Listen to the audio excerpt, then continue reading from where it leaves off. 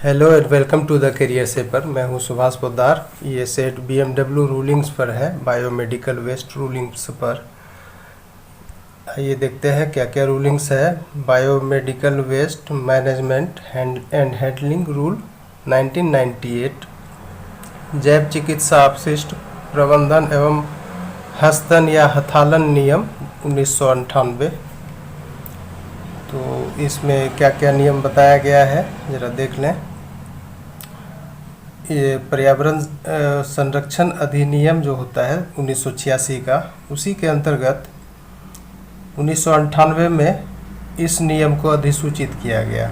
ये प्रश्न बनता है कि biomedical waste management and handling rule 1998 जो है वो किस अधिनियम के अंतर्गत अधिसूचित किया गया है या फिर कब अधिसूचित किया गया है। दो क्वेश्चन इसमें बनता है, तो आप इसको नोट कर लें। अब है मैंडेटरी रूल्स क्या क्या है, अनिवार्य नियम क्या क्या बनाए गए हैं इसमें 1998 के रूल में। पहला नंबर है क्या कि प्रत्येक चिकित्सा संस्थान को अपने संस्थान से निकलने वाले BMW यानी बायोमेडिकल वेस्ट का नियमानुसार परिवहन अनिवार्य है। यह है पहला। दूसरा है कि सभी नर्सिंग होम एवं अस्पताल जहां मरीजों को भर्ती कर उसका इलाज किया जाता है अथवा ऐसे सभी चिकित्सा संस्थान जो प्रतिमाह 1000 से अधिक मरीजों को चिकित्सा सुविधा प्रदान कर रहे हैं को SPCB या PCC से अथॉरिटी लेना अनिवार्य है।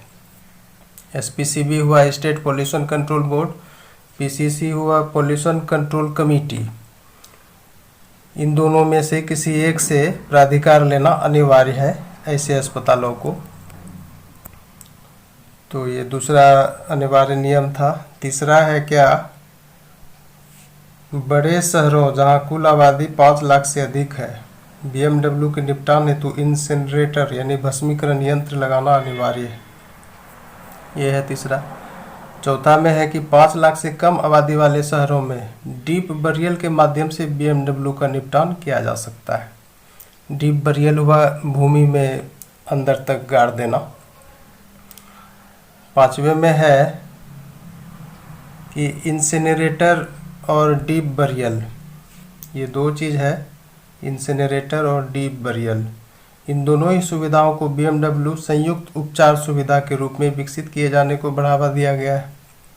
ये भी है नियम।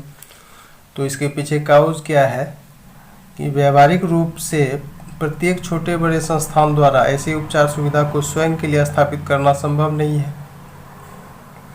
इस प्रकार प्रत्येक चिकित्सा संस्थान द्वारा स्वयं के लिए इंसिनरेटर लगाया जाना आर्थिक दृष्टि से तो कठिन है ही, पर्यावरणीय दृष्टि से भी अनुकूल नहीं है। तो ये काउज था। अब आइए ऐसे नियमों की आवश्यकता क्यों पड़ती है। कुछ तो गवर्नमेंट को नज़र में आता होगा कि ह्यूमन हेल्थ है, फिर ये है एनवायरनमेंट है, इस पर कुछ गलत इफ़ेक्ट अगर पड़ रहा है तो ऐसे नियम लाए जाते हैं। और चूँकि बायोमेडिकल वेस्ट तो संक्रामक प्रकृति का होता है, इसलिए भी रूलिंग्स का लाना आवश्यक होता है। आइए देखते हैं क्यों आवश्यकता पड़ती है। तो आवश्यकता इसलिए पड़ती है कि चिकित्सा इकाइयों से निकलने वाले अपशिष्ट जैसे रुई, बैंडेज, हाइपोडर्मिक सुइयाँ, स्कैल्पेल ब्लेड, सर्जिकल दस्ताने, उपचार के दौरान निकलने वाले रक्त और शारीरिक द्रव्य, मानव ऊतक या संक्रामक अंग ऐसे BMW है जिसके संपर्क में यदि स्वस्थ व्यक्ति आता है तो उसके रोगग्रस्त होने की संभावना बढ़ जाती है। और अगर BMW जो है बायोमेडिकल वेस्ट, उसका नियमानुसार परिवहन न किया जाए तो उसके कारण ये एड्स, हेपेटाइटिस, हैजा, अन्य रक्त या शारीरिक द्रव्य के माध्यम से फैलने वाले अनेक घातक रोगों के फैलने की संभावना बनी रहती है। ये होता है। इसलिए परिवहन नियमानुसार होना चाहिए और इस वजह से अनिवार्य नियम बनाए गए हैं, जैसा कि 1998 के रूलिंग्स में बताया गया ऊपर। तो इसका अध्ययन कीजिए, इस सब से प्रश्न बनेगा। और नेक्स्ट वीडियो में बायोमेडिकल वेस्ट के प्रबंधन पर लाया जाएगा, उसकी प्रकृति के आधार पर उसका श्रेणी बनाया गया है, 10 श्रेणी है, उसकी चर्चा की जाएगी। तब तक के लिए थैंक यू वेरी मच।